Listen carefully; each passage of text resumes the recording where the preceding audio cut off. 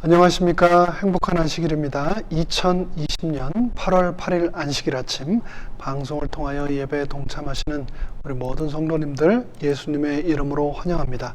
지난 한 주간도 건강하고 평안하셨습니까?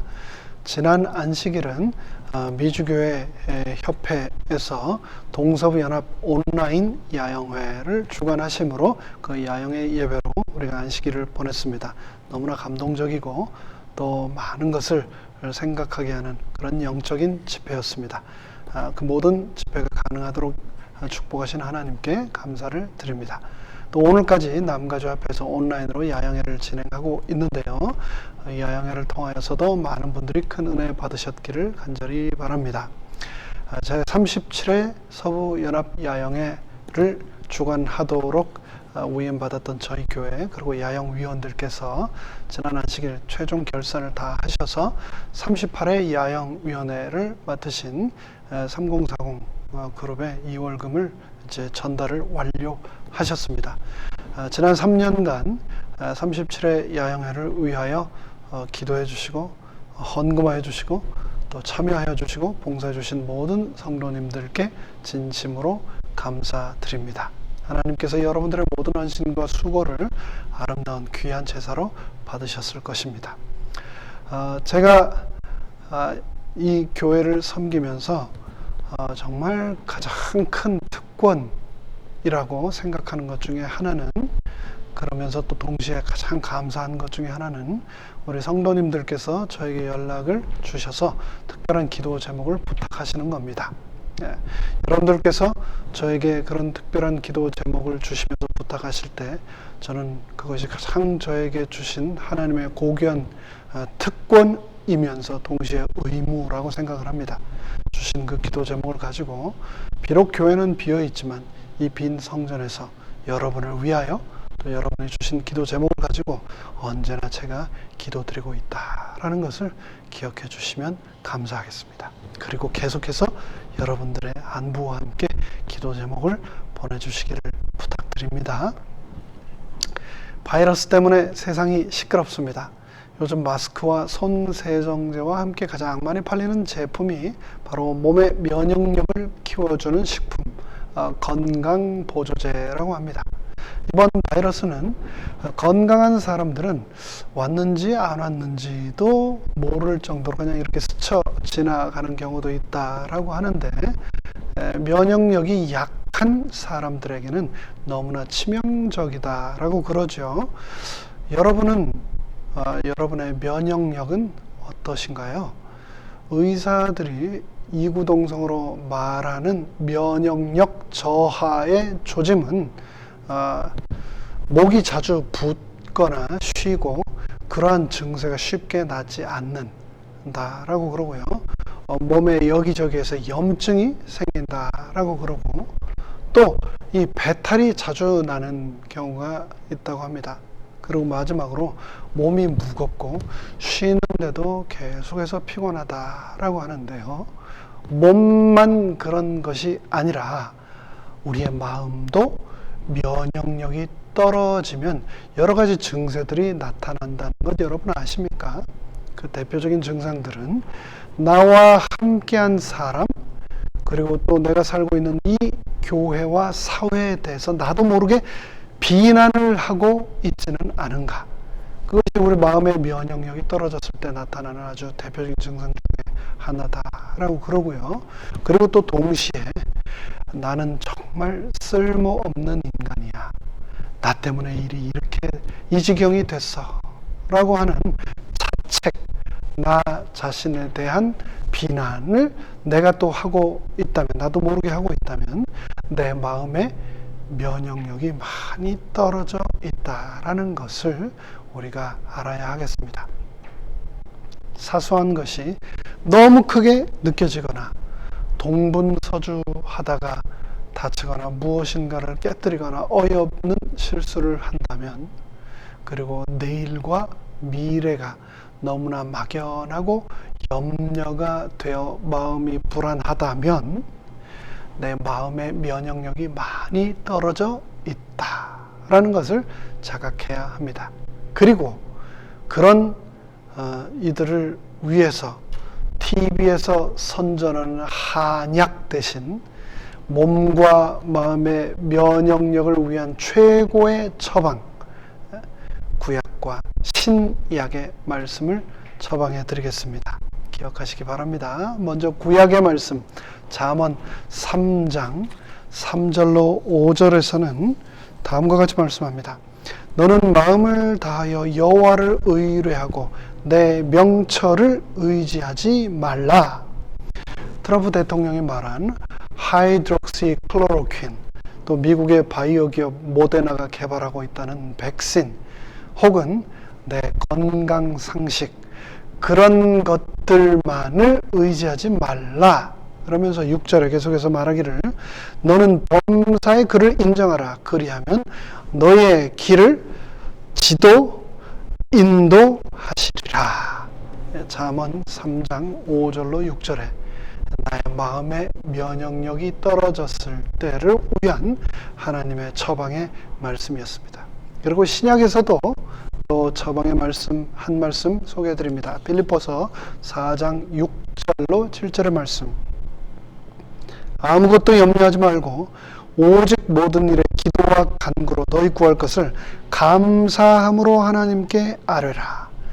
그리하면 모든 지각에 뛰어난 하나님의 평강이 그리스도 예수 안에서 너희 마음과 생각을 지키시리라.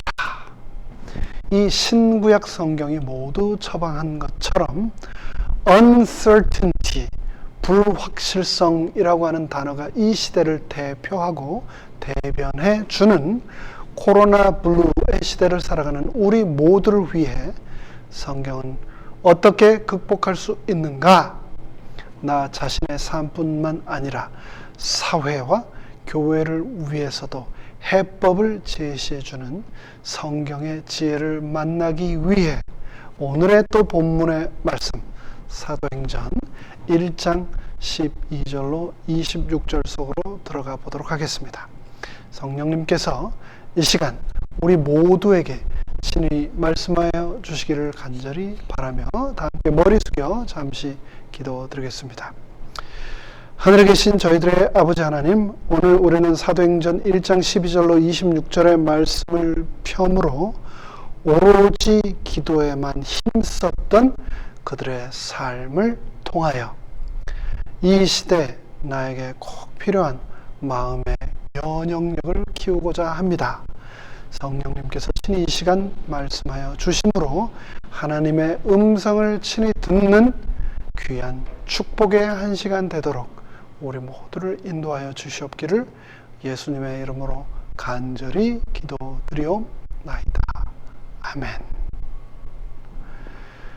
다 함께 본문의 말씀 개역 개정판으로 사도행전 1장 12절로 26절의 말씀을 읽겠습니다. 제가 소리내어 읽겠습니다. 우리 성도님들 눈으로 함께 읽어주시면 감사하겠습니다.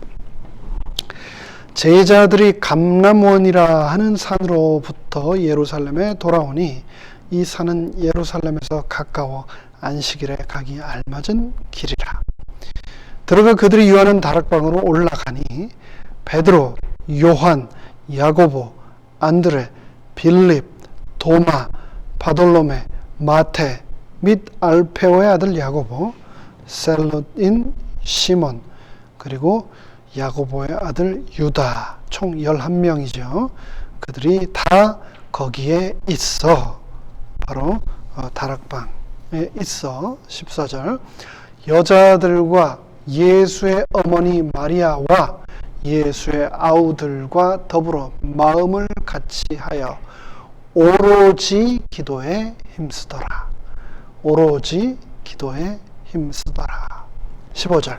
모인 무리의 수가 약 120명이나 되더라. 그때 베드로가 그 형제들 가운데 일어서서 이르되, 형제들아, 성령이 다윗의 입을 통하여 예수 잡는 자들의 길잡이가 된 유다를 가리켜 미리 말씀하신 성경이 응하였으니 마땅하도다.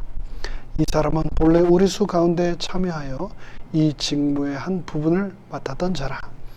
이 사람이 불의의 삭스로 밭을 사고 후에 몸이 곤두박질하여 배가 터져 창자가 다 흘러 나온지라. 이 일이 예루살렘에 사는 모든 사람에게 알리어져 그들의 말로는 그 밭을 아겔다마라 하니 이는 피밭이라 뜻이라. 시편에 기록하였으되 그의 거처를 황폐하게 하시며 거기 거하는 자가 없게 하소서 하였고 또 일렀으되 그의 직분을 타인이 취하게 하소서 하였도다.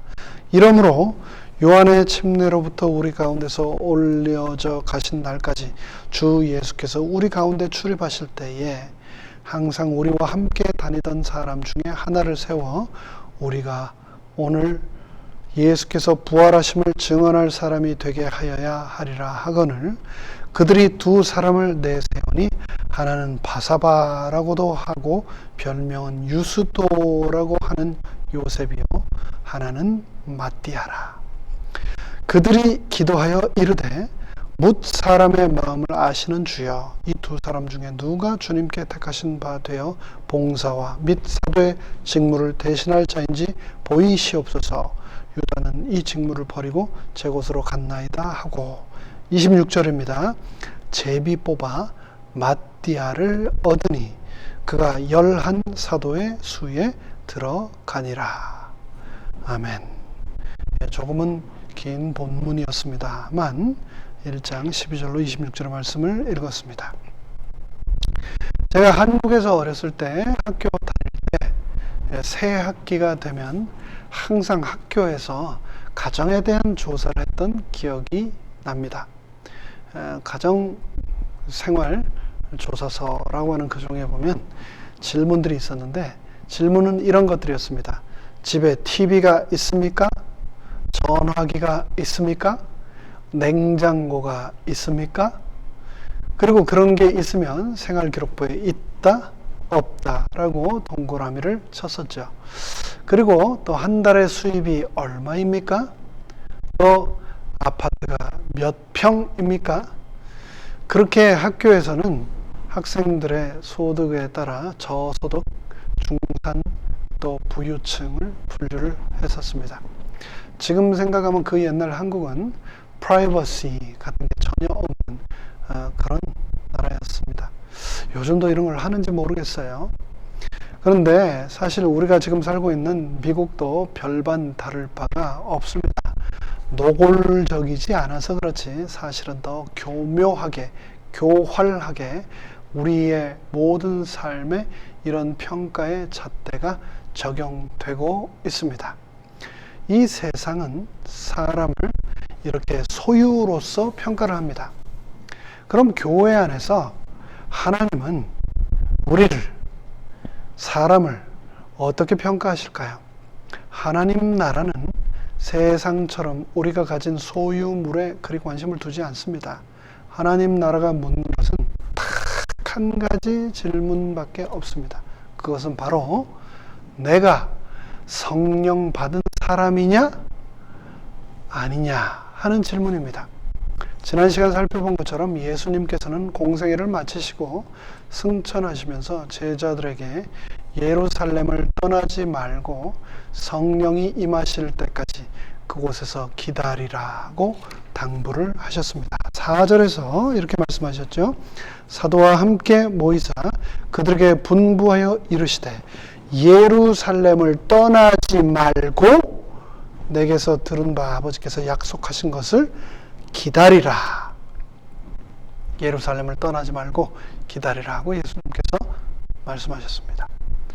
초대교회 주역인 제자들과 성도들이 이 예수님의 명령에 어떻게 반응했었죠? 12절과 13절을 보니 11명의 제자들과 예수님의 가족 그리고 다른 따르는 사람들이 예수님이 승천하신 장소인 감람산에서 예수님의 명령에 순종하여 예루살렘으로 돌아와 한 다락방에 모여 있었다라고 기록하고 있습니다. 예수님이 잡혀서 돌아가신 예루살렘으로 다시 돌아간다는 것은 제자들에게는 큰 부담, 사실은 목숨을 건 순종이었음에 틀림없습니다. 그리고 그것을 떠나지 말고 약속하신 성령을 기다리라. 언제라는 특별한 기억 없이 무조건 성령이 임하실 때까지 기다리라는 명령을 여러분은 어떻게 생각하십니까? 우리가 오늘날 예배를 볼 때도 예배 시간이 되게 시간이 정해져 있습니다. 설교 예배 안식일에 본다라고 하면 11시에 시작해서 되게 12시에 끝나죠. 기도회를 한다라고 해도 그 기도회 시간이 30분, 1시간 혹은 2시간으로 정해집니다. 그리고 기도 제목을 드리고 기도를 요청할 때도 5분간, 10분간 기도해 달라라고 이 시간을 정해놓고 우리가 진행을 합니다. 그런데 오늘 사도행전 1장에서는 예수님께서 제자들에게 예루살렘으로 돌아가서 약속하신 성령이 임할 때까지 기도하라. 언제라는 특별한 기약 없이 무조건 성령님 임하실 때까지, 그것이 1시간, 2시간, 하루 이틀 언제가 될지도 모르는데 성령이 임하실 때까지 기다리라고 명령을 하셨습니다. 만약 우리에게 이런 명령이 주어진다면 우리는 어떻게 할까요?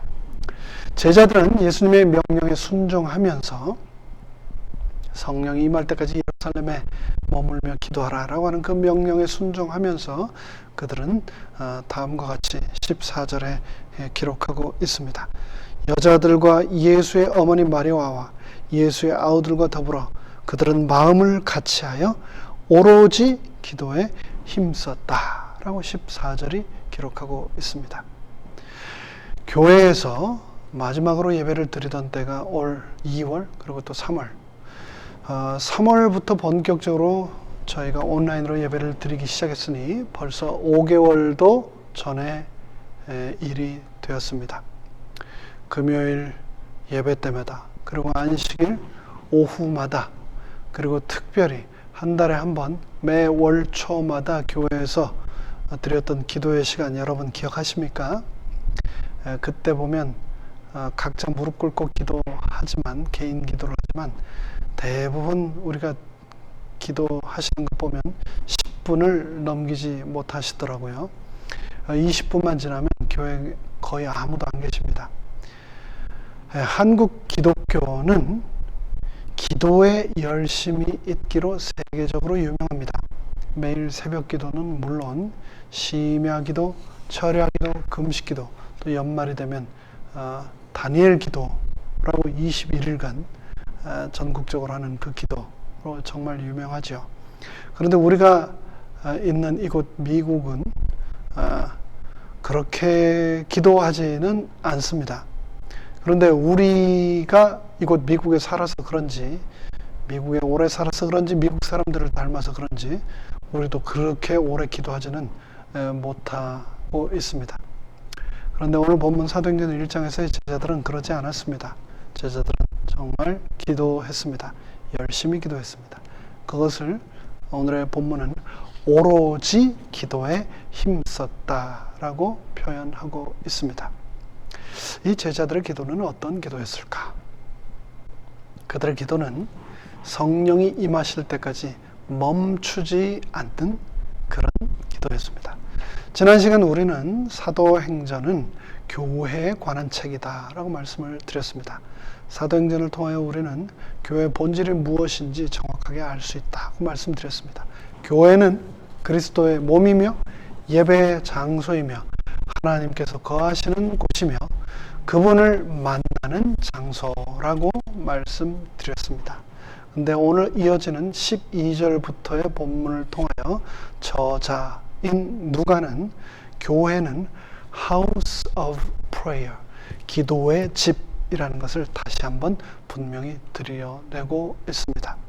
교회가 해야 할 일 중에 가장 중요한 일은 기도이다라는 것을 강조하고 있는 겁니다.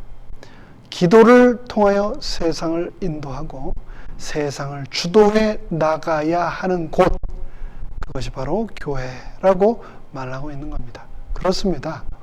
교회가 교회다워지고 세상의 희망이 되기 위해서 기도보다 더 중요한 것은 없습니다. 오늘 본문에 등장하는 제자들의 기도, 예루살렘으로 돌아가 다락방에서 드렸던 그들의 기도, 그것은 목숨을 건 기도였고 그들의 목숨을 건 기도가 세상을 바꿨습니다. 2000년 전 다락방의 기도처럼 내가 바뀌고 세상이 바뀌기 위해서 우리는 어떻게 기도해야 할까요? 오늘의 본문을 통하여 그들이 드린 기도는 어떤 기도였는지 세 가지로 나누어 한번 살펴보도록 하겠습니다. 첫째, 그들의 기도는 마음을 같이 하는 기도였습니다. 14절입니다. 여자들과 예수의 어머니 마리아와 예수의 아우들과 더불어 마음을 같이 하여 그들은 오로지 기도에 힘썼더라 라고 기록하고 있습니다. 기도할 때 가장 중요한 것, 그것은 마음을 같이 하여 기도하는 것입니다. 다락방에 모인 그들에게 특별히 예수님께서는 3절에서 예루살렘을 떠나지 말고 내게서 들은 바 아버지께서 약속하신 것을 기다리라고 말씀을 하셨는데 5절에서는 그 약속하신 것이 바로 성령이라고 말씀하셨습니다. 즉 다락방에 모인 120명은 모두 하나의 기도 제목, 즉 성령의 임재라는 기도 제목을 가지고 마음을 같이 하여 기도드렸던 것입니다. 우리는 기도할 때 어떤 마음으로 무엇을 구하며 기도합니까? 많은 사람들이 하나님께 축복을 주시옵소서라는 기도를 드리지 않습니까? 그런데 오늘 본문의 기도는 하나님께 달라고 하는 기도가 아니라 그분이 약속하신 것을 기다리는 기도였습니다. 여러분은 기다리는 것 잘 아십니까? 미국 생활하고 한국 생활의 가장 큰 차이점 중에 하나가 바로 기다리는 것이다라고 저는 생각하는데요. 한국은 뭐든지 빨리빨리 돼야 합니다. 그리고 그렇게 됩니다. 그래서 세계 최고의 서비스를 제공하는 나라가 되었지요. 그런데 미국은 그렇지 않습니다. 지금도 DMV에 가서 면허증 하나 갱신하려고 해도 몇 시간을 기다려야 합니다. 소셜 시큐리티에 가서 웰페어 신청하는데 반나절 기다리는 것, 너무나 당연한 것이 바로 이곳 미국입니다.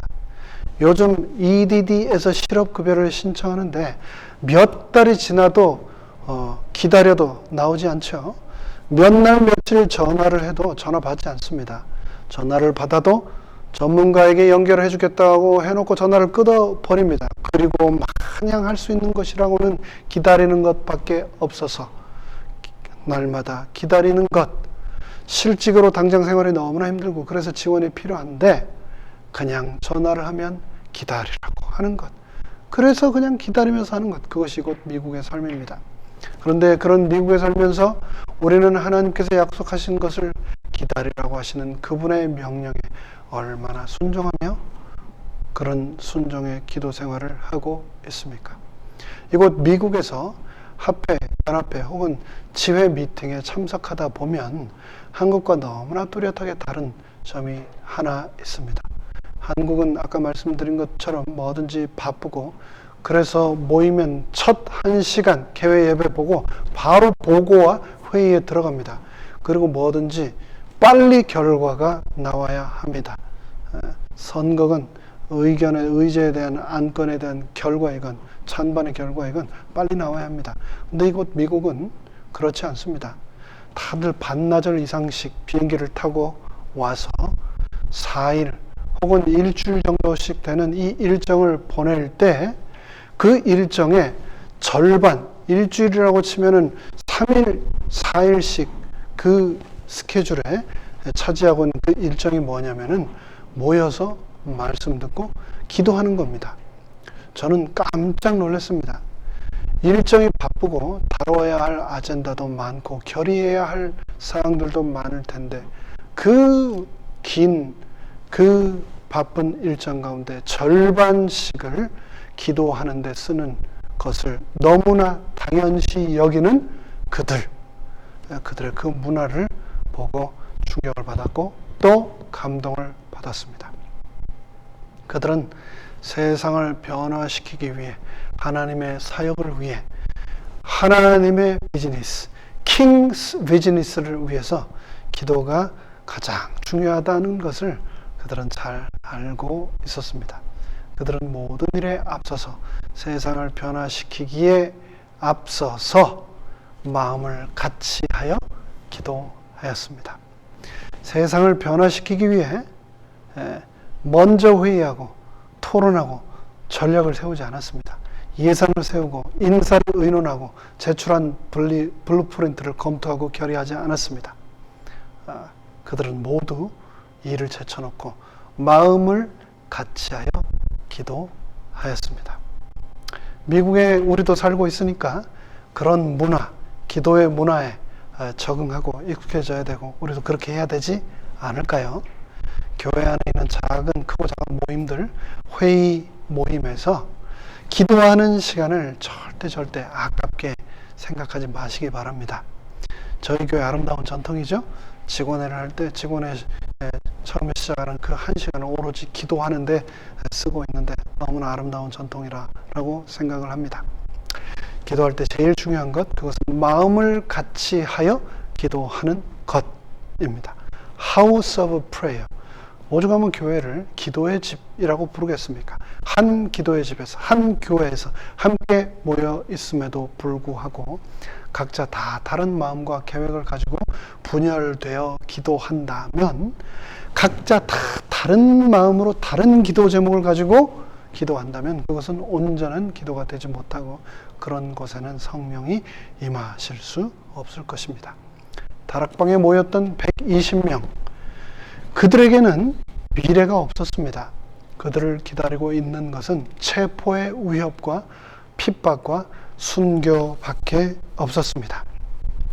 그럼에도 불구하고 그들은 그들의 안전한 집과 그들의 의복과 식량을 위하여 기도하지 않았습니다. 너무나도 무섭고 알 수 없는 미래에 대한 불안을 기도로 토로하지 않았습니다. 그들은 오로지 한 가지 기도 제목으로 한 마음으로 기도했습니다. 바로 약속하신 성령을 달라라고 하는 기도였습니다. 그렇습니다. 오늘의 본문처럼 사도행전 1장처럼 나의 기도가 달라져야 나의 신앙이 달라지고 나의 신앙이 달라져야 교회가 달라지고 그 교회가 달라져야 변화해야 교회는 비로소 세상의 희망이 될 수 있습니다. 코로나 팬데믹으로 인해서 나의 생활, 내 가족의 생계, 우리 모두의 건강과 이 사회가 어떻게 될지 막연해하며 염려하면서 하나님께 언제까지 주시옵소서라고 하는 기도만 계속 하시겠습니까? 다락방에 모였던 120명처럼 우리도 이제 재림이 하루 더 가까워 왔는데 그 재림을 위하여 필요한 약속하신 성령을 주시옵소서라고 하는 믿음에 기다리는 기도를 우리도 이제는 드려야 하지 않겠습니까? 2000년 전 다락방의 기도처럼 내가 바뀌고 세상이 바뀌기 위해서 우리는 어떻게 기도해야 할까요? 두 번째로 우리는 마음을 같이 하는 기도에 이어서 우리는 마음을 다하여 기도해야 합니다. 아까 읽었던 14절 말씀 다시 한번 또 읽겠습니다. 여자들과 예수의 어머니 마리아와 예수의 아우들과 더불어 마음을 같이하여 오로지 기도에 힘쓰더라. 여기서 오로지 기도에 힘썼다라고 하는 단어의 헬라어 원어는 프로스 카르테레오입니다. 프로스 카르테레오는 머무르다, 지속하다 라는 의미이며 사람에 관하여는 어떤 사람에게 계속해서 변함없이 충성하다라는 의미를 가지고 있습니다. 그리고 또 이 단어가 목적과 관계에 있어서는 어떤 일에 열중하다, 어떤 것을 굳게 계속하다, 어떤 일에 있어서 견디다, 버티다 라고 하는 의미를 가져다 줍니다. 자신을 한마디로 붙들어 맨다는 뜻입니다. 어디에요? 기도에만 자신을 붙들어 맨다는 뜻. 그것이 바로 프로스 카르테레오입니다. 그들이 언제까지 기도했을까요? 사도행전 2장 1절에 보면 오순절 날이 이미 이름에 그들이 다 같이 한 곳에 모였더니라고 말하고 있습니다. 예수님 승천하신 후 열흘이 지난 오순절까지 그들은 계속해서 오로지 기도만 하였던 겁니다. 50일째 되는 날 승천 그리고 또 부활이 있으신 후 50일째 된 그 오순절 날 그들은 열흘이 지나도록 오로지 성령이 임하시기만을 기도하며 성령이 임하실 때까지 기도의 자리에 남아 있었던 겁니다. 몇 번 기도하다가 만 것이 아니고 기도에 자신을 완전히 붙들어 매였던 겁니다. 그렇게 내가 바뀌고 교회가 바뀌고 세상이 바뀌기 위해서 나도 우리도 기도에 우리 자신을 붙들어 매게 되기를 간절히 바랍니다. 자, 마지막으로 세 번째, 2000년 전 다락방의 기도처럼 내가 바뀌고 세상이 바뀌기 위해서 우리는 어떻게 기도해야 할까요? 우리는 마음을 같이 하는 기도, 또 마음을 다하는 기도에 이어 세 번째로 우리는 마음이 바뀌도록 기도해야 하겠습니다. 오늘의 본문 24절 또 25절은 다음과 같이 기록하고 있습니다. 그들이 기도하여 이르되 뭇 사람의 마음을 아시는 주여, 이 두 사람 중에 누가 주님께 택하신 바 되어 봉사와 및 사도의 직무를 대신할지를 보이시옵소서. 유다는 이 직무를 버리고 제 곳으로 갔나이다 하고, 제자들은 그날 기도하면서 가롯 유다의 자리를 대신할 사람을 선출했습니다. 그들은 기도 중에 뭇 사람의 마음을 아시는 주여 라고 하나님을 불렀습니다. 하나님은 외모가 아니라 마음을 보신다는 것을 그들은 경험을 통해서 이미 알고 있었습니다. 누가 보더라도 외모나 스펙이나 능력 면에서 제자들 중에서 가장 탁월했던 가롯 유다. 그러나 그런 스펙을 하나님은 보지 않으시고 마음을 보셨습니다. 하나님의 나라를 위한 봉사와 교회와 성도들을 섬김에 있어서도 능력은 중요합니다. 스펙도 중요합니다. 하지만 하나님께 가장 중요한 것은 그 봉사자의 마음이다라고 말하고 있습니다. 하나님의 주권적인 선택은 세상과 달랐습니다. 그분께서는 언제나 약한 자를 선택하셔서 세상의 강한 자를 부끄럽게 하셨습니다. 우리가 기도할 때 가장 전심으로 기도해야 할 제목은 바로 내 마음이 하나님 보시기에 부끄러움 없도록 하나님의 뜻에 합한 사람으로 내 마음이 바뀌게 해달라라는 기도가 되어야 하겠습니다. 내게 능력을 주시고 내게 축복을 주시라고 기도하기에 앞서 내 마음을 바꿔 주시옵소서라고 기도해야 하겠습니다. 시편 51편 10절로 11절은 그래서 다음과 같이 말씀합니다. 하나님이여 내 속에 정한 마음을 창조하시고 내 안에 정직한 영을 새롭게 하소서. 나를 주 앞에서 쫓아내지 마시며 주의 성령을 내게서 거두지 마소서. 그냥 수리 정도가 아니라 완전히 새로 재창조하여 주시옵소서라고 다윗처럼 기도하시기 바랍니다. 우리가 잘 아는 것처럼 시편 51편은 다윗이 밧세바와 동침한 후 선지자 나단이 그에게 왔을 때 하나님께 드린 기도 아닙니까? 7절로 9절에 이렇게 또 기도했었죠. 우슬초로 나를 정결하게 하소서. 내가 정하리이다. 나의 죄를 씻어 주시옵소서. 내가 눈보다 희리이다. 주의 얼굴을 내 죄에서 돌이키시고 내 모든 죄악을 지워 주소서라고 다윗이 기도했는데 우리도 그렇게 기도하게 되기를 간절히 바랍니다. 빌립보서 2장 5절은 다음과 같이 말씀하셨죠. 너희 안에 이 마음을 품으라. 곧 그리스도 예수의 마음이니. 말씀을 마무리하겠습니다. 2000년 전 다락방의 기도처럼 가장 먼저 그 무엇보다도 내가 바뀌고 그러므로 세상이 바뀔 수 있도록 마음을 같이 하는 기도, 마음을 다하는 기도, 마음이 바뀌도록 하는 기도를 우리 모두 하게 되기를 간절히 바랍니다. 그래서 하나님께서 내 속에 정한 마음을 창조하시고 내 안에 정직한 영을 새롭게 하시기를 간절히 바랍니다. 우리 모두 예수님의 마음을 품고 살아갈 수 있게 해달라고 기도하게 되기를 바랍니다. 그렇게 오로지 기도에 힘쓰는, 그래서 기도로 하나 되는 우리 모두가 되기를 간절히 바라며 말씀을 마칩니다. 함께 머리 숙여 기도하시겠습니다. 하늘에 계신 저희들의 아버지 하나님, 한 마음으로 전심으로 기도하기를 저희는 원합니다. 그래서 하나 되기를 원합니다.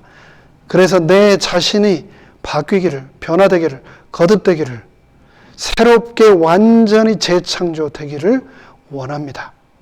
그렇게 우리가 기도할 때 하나님께서 우리의 기도에 응답하시고, 그래서 나를 변화시켜 주시고 약속하신 성령을 주시옵기를 간절히 원하오니 우리의 기도에 응답하여 주시옵소서.